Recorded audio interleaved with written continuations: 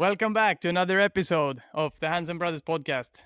Today we thought we'll catch up with a couple of the comments we've been getting on YouTube and also other questions. Kevin sent out a story asking you guys to send in some questions.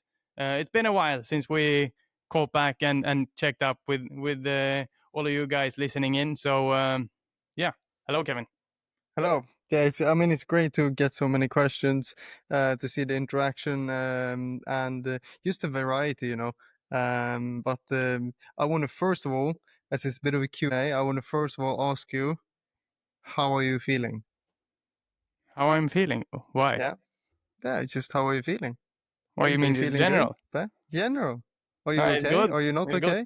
It's summer break. Like I've got no race for 4 weekends in a row, so I've been doing some home projects, building a bit, just enjoying summer, doing stuff with the kids. Yesterday I went with Sam in like ninja course, and he's so strong, and I tried to keep up with him. So today I'm sore.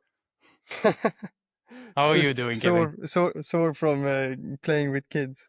Yeah. Yeah, no, I'm good. I've had a nice 2 weeks since the race, or was it a week? 2 weeks, something like that. It's been a nice time since Hungary. Just been in the UK and fixing and trixing here and there. Seen some family. Was gonna trying to go back to Sweden for a quick trip, but it's so expensive at the moment. So that's a bit gutting. I do miss being with everyone during the summer. I've not been there since since Höljes, so I really miss that.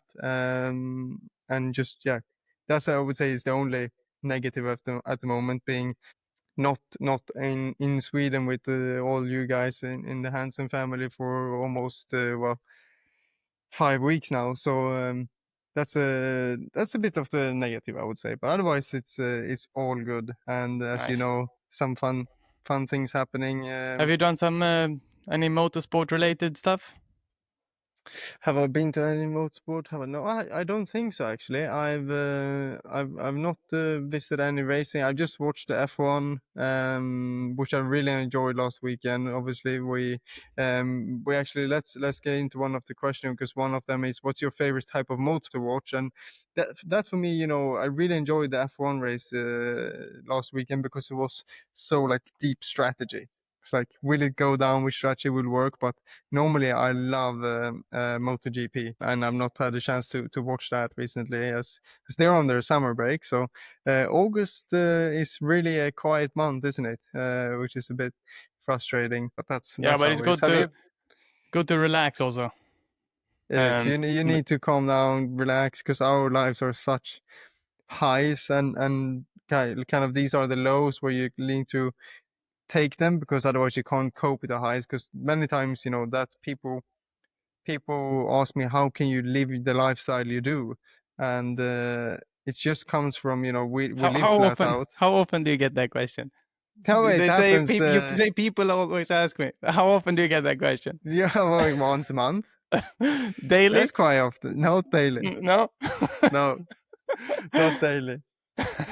It's like people sometimes, like, you say, oh yeah, this week I was in Hungary, and then I was UK, Sweden, and then you all of a sudden you're in the United States or Saudi Arabia, and like, how do you cope? And I think these are the moments when you actually manage to cope with the highs, because you need to really get into being really bored almost, and having a low, so you really force yourself to recharge, to then when there's highs again, you're like, okay, I'm ready, I'm fired up. Because if you keep that high, because it's obviously dopamine gets to you when you have those high, you're going all over the world, traveling, doing stuff, even in day-to-day business and stuff. But then it's really, really key you don't just keep going with that flow. Now is the time to really get nice, slow down, recover, and then you're ready for getting back to it. But then the question was, what's your favorite type of motorsport to watch? So that's really what what I'm asking you now.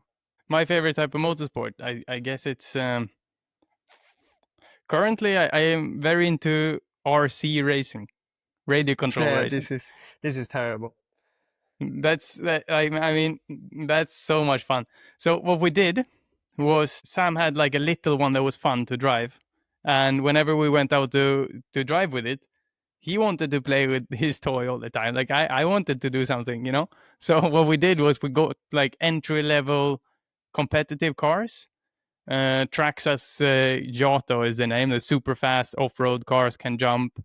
And we got one for Sam, one for me, and one for Dad. So now all three of us have a car each, and we go to like the local track.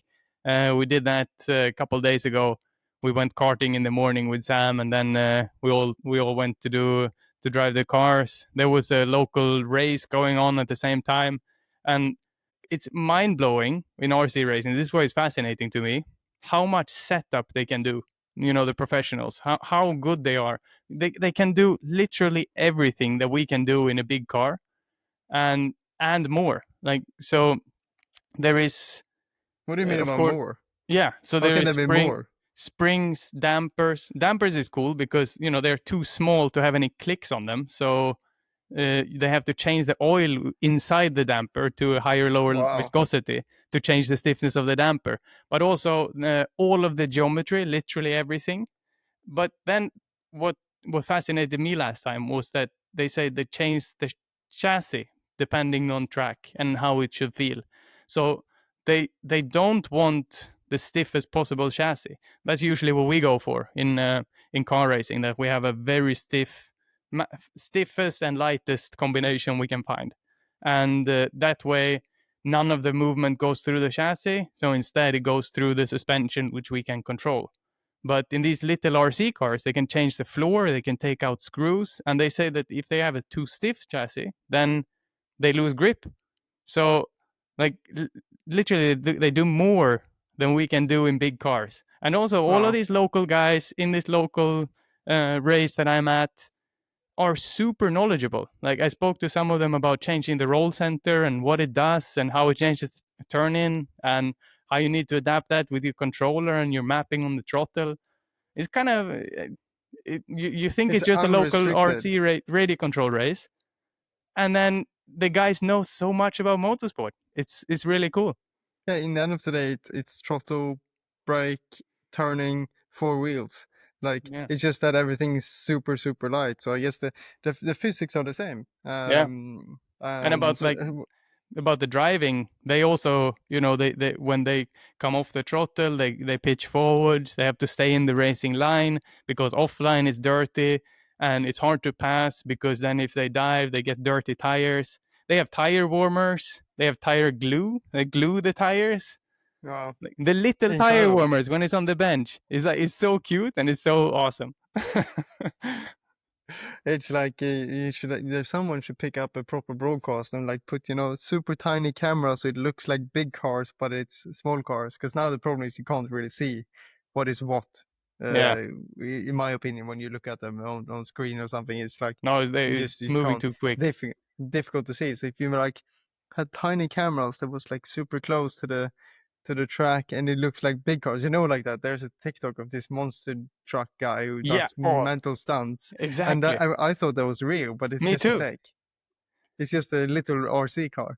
So Yeah. exactly like that would be awesome to see there. But what they So do that's when your what they do is the same when they design ships. Like when they build a ship model before they build a big ship, then they have like a swimming pool and they make waves, and then they drive this little radio control ship designed like the big one's supposed to be. And it looks like, to the eye, it looks nothing like an actual ship. Like what's this? You know, it's pointless. But if they slow down the footage, you know how a little thing moves really fast. If they slow down the footage the right amount, you know, the engineers can do the maths. It looks exactly like the big ship would look on that water. And I'm sure it will be the same if you slow down the footage of a radio control car. yeah, it would look like normal racing. Yeah. Yeah, that's really cool.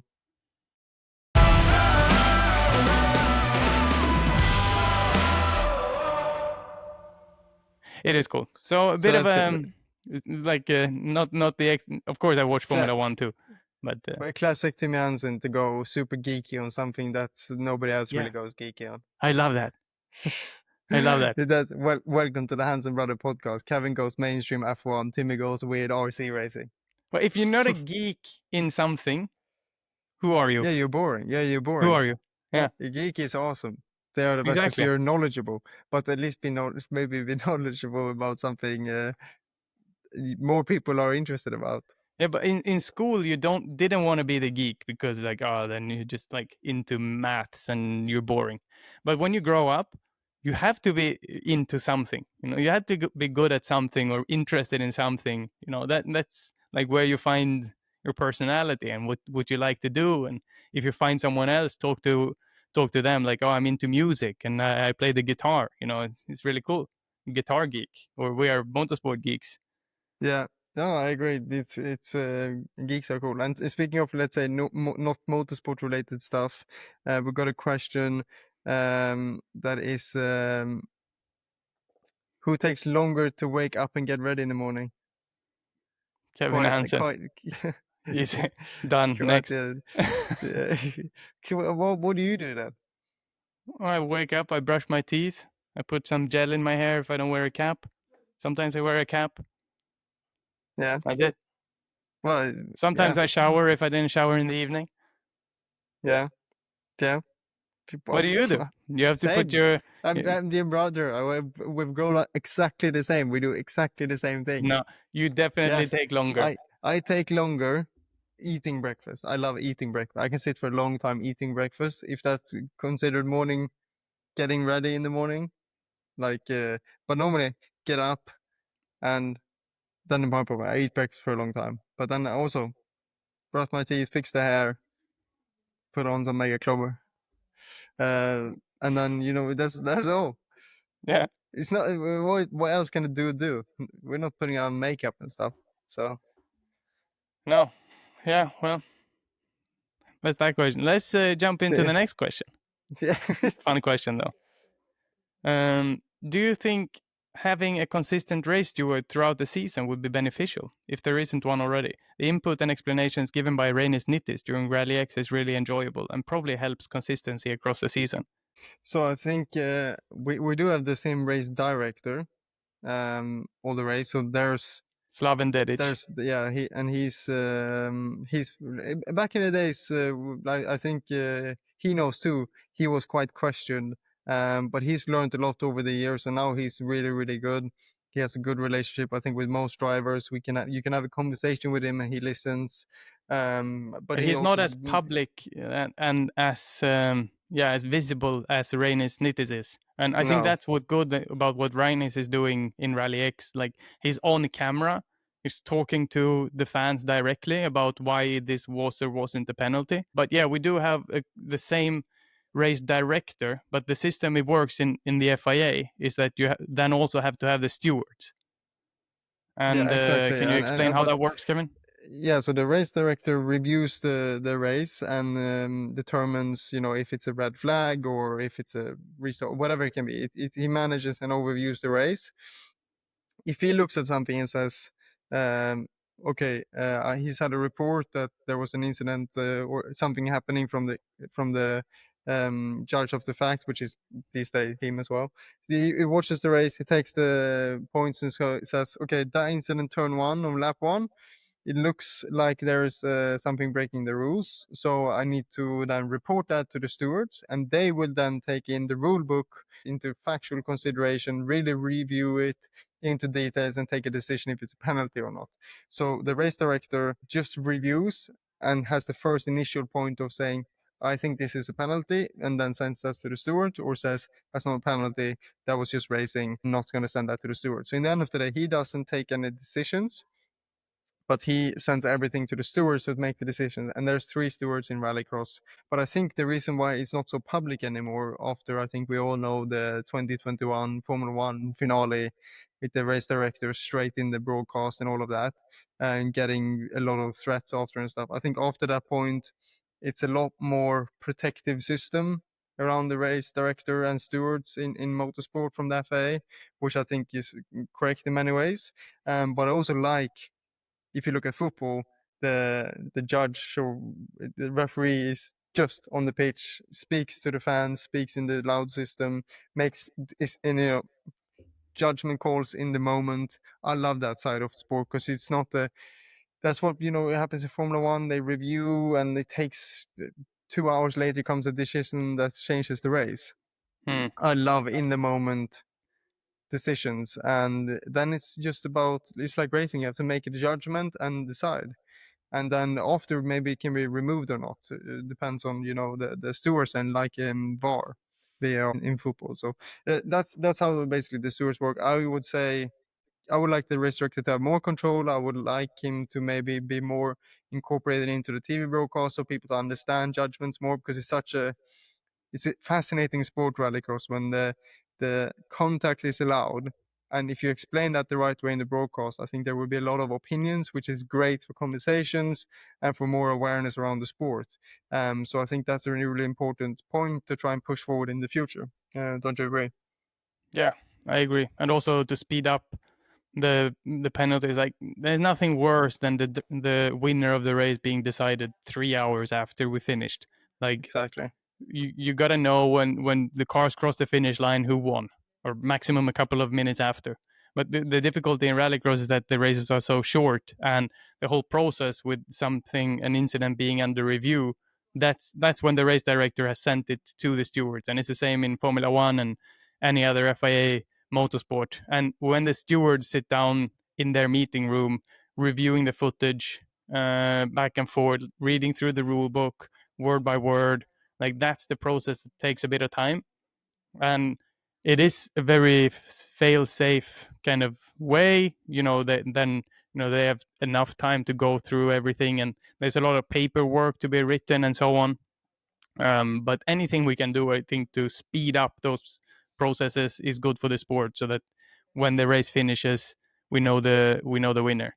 Easiest way is if we wouldn't crash, but Yeah.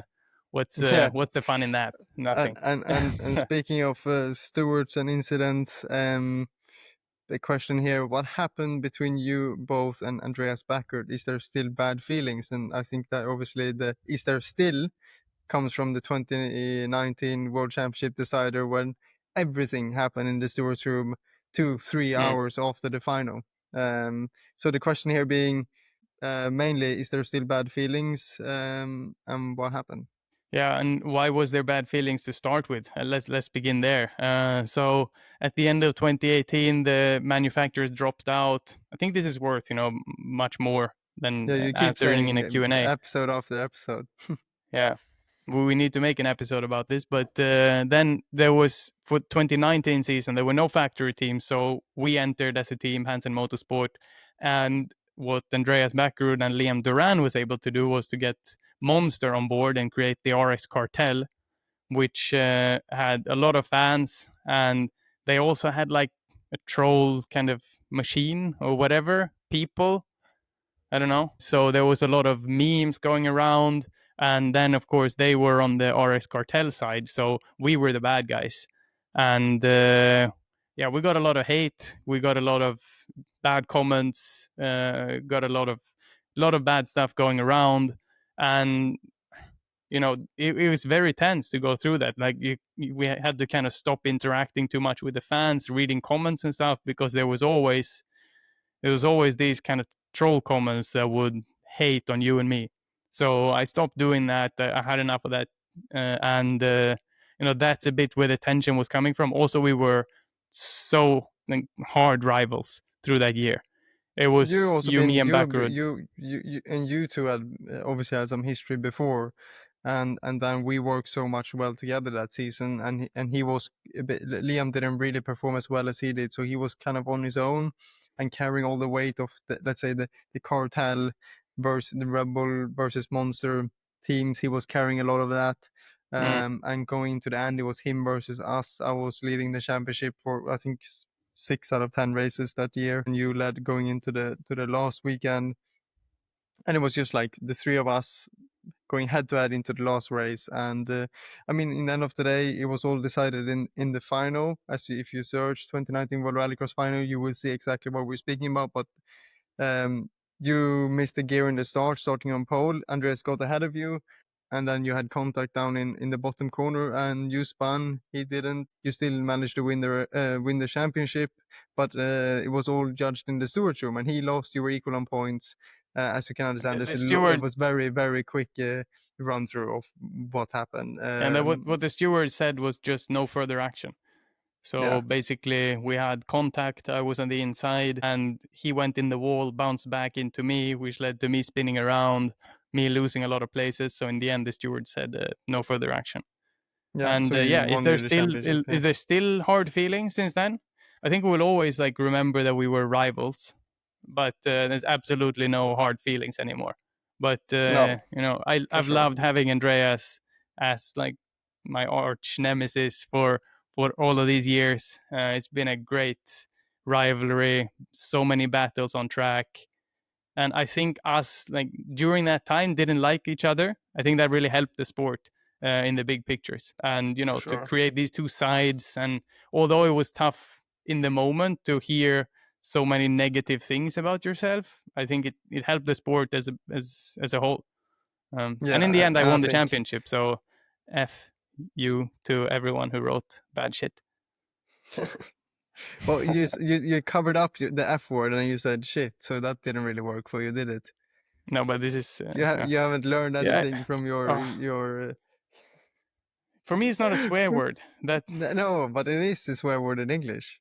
yeah. That, So even if that's just anyway, there is no, and from my side as well, Andreas is a great character.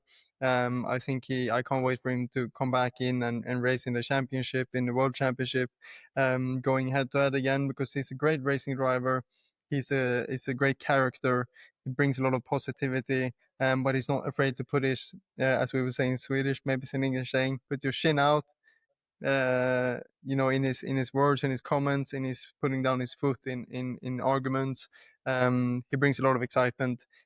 So for sure, there's no bad feelings, but there will always no. be the memory of having bad feelings. I think that will always, be something that we will all Now never forget. nowadays, But you kind of have to move on. yeah, but nowadays I love talking to him in the paddock. You know, he's got so much history together, and we all look back at that as a very challenging time in both our lives. And he is a fantastic race car driver. He was the fan favorite during the time. You know, he has so many great qualities. And now looking back at it all, it's very different to living in it. So now whenever we meet in the paddock, we have a long chat. I wish him all the best for his current project, pulling together that team from scratch. He told us he started with a karting toolbox and nothing else, and had to buy a truck, tent, It's get the incredible. people, get the sponsorship, build a car, and all of these things have so much to them. So he's put in a massive effort and invested everything that he owns, he said, into this project to be back in rallycross, and he's going to climb the ladder again and get back to the top. It's The very, Hansen very, spirit. yeah, Do incredible. something what you when you have nothing, try and create some magic from it, and never give up. If you love rallycross, go for it. And I like that spirit. It's a great spirit. So Yeah, he's a big um, inspiration.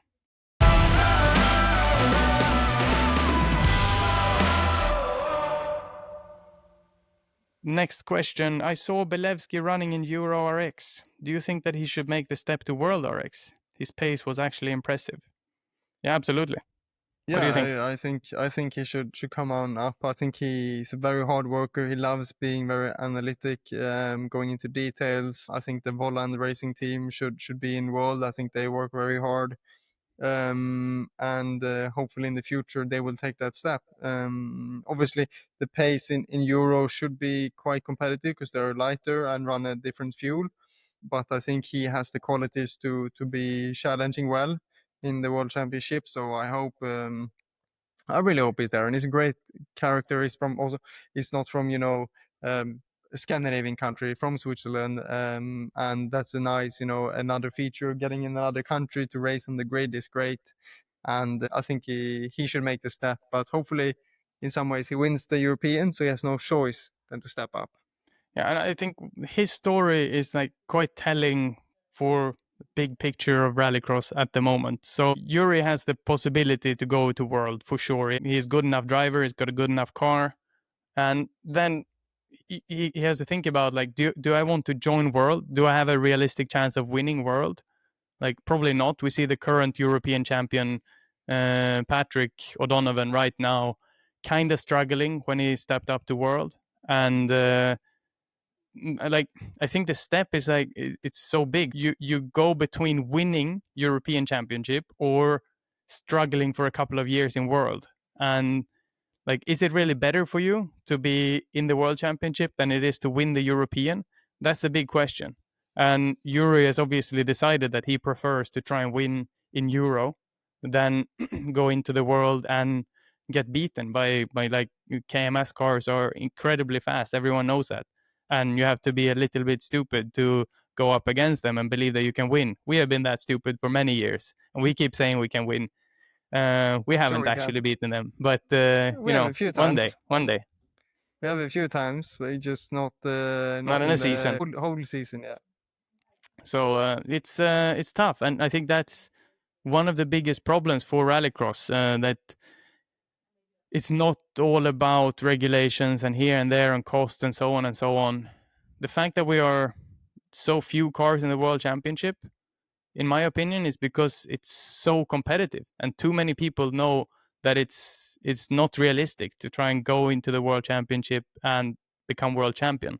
It takes too long, and it will take such an investment for so many years to catch up to whatever car that the VW is and the KMS have built together with VW in the past as a factory team.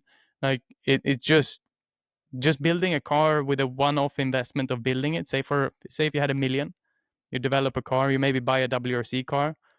That's not going to be enough. Like you're going to keep having to spend that money year after year after year and fine tuning and improving and working before that car is on the same level. And I think that's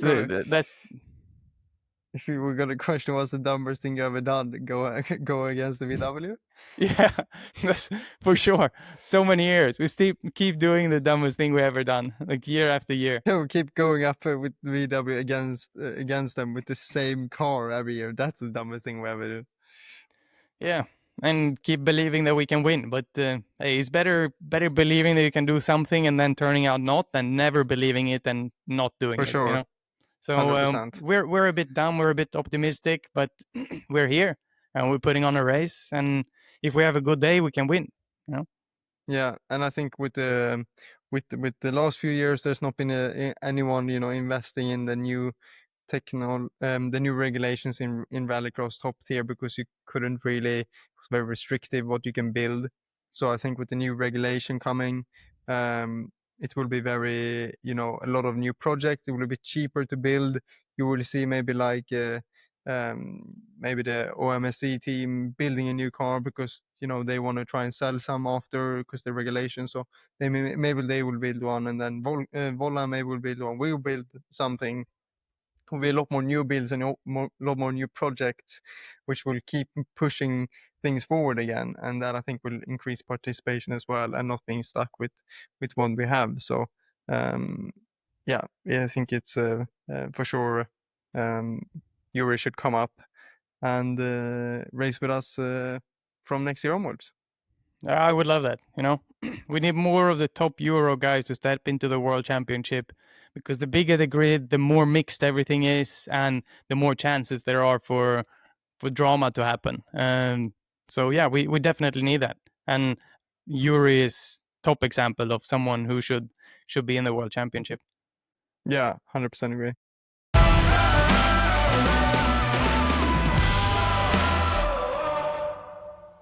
Should we end with a final question about extreme age? Yeah. In the next podcast, can you address extreme age? What are both of your plans in participating this year? What teams? How did it come together? What do you know and don't know at this point? How are the extreme age and World RX calendars going to mesh this year, etc.? Well, this is I would love to speak about it, but I don't know very much. That's the problem, I guess. It's still they've said they want to do the World Cup this year, and it's we're in August now, and it will be great for them to make some strong announcements soon, so we know who's gonna go, who's gonna be there, and what's the full plan for it. There's a lot of unknowns still, and I think that's why the question also comes in, to try and to find out what's going on, because we've not heard very much from that side of the motorsport off-road world in a long time now. No, we haven't heard anything concrete really. Like they cut everyone off at Extreme E last year, ended the season early, like no talk about what happened. So I fully understand the fans like being what's going on. And then still they are so open about building the Extreme Age car, making the World Cup, and like progressing, going forward, working with the FIA. Like everything, if you look on Instagram on their page, seems to be very positive. But like, what is the positive things and who's going to drive? I can't find any news about which teams are there. Well, all of this is because there's yet to be any announcement about any team. I think Veloce has said that they intend to be in Extreme Age, not actually entered officially. And that's it. There are no drivers yet, and so on. So all of these questions are like very good questions, and we will get back to it as soon as we know what more or any more, if we will be there and when it will take part, when it will go ahead, and so on. But for the moment, have to lay low. I'm sorry to the fans who doesn't hear the behind the scenes rumors and talk to the people who work in the business, that it's hard to follow. But there will be updates coming very soon, I think, within a couple of weeks. I think. I think, yeah. Yeah, no, Or you but don't I know, mean, do you? But it's not that much time left of the year, so you can expect there to be some news soon.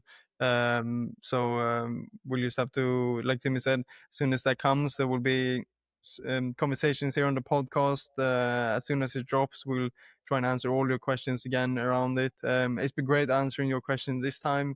It was great to catch up again, brother, for another episode. And don't forget to like, subscribe, drop a comment down below if there's anything you're still wondering. And as always, we'll catch you guys next week.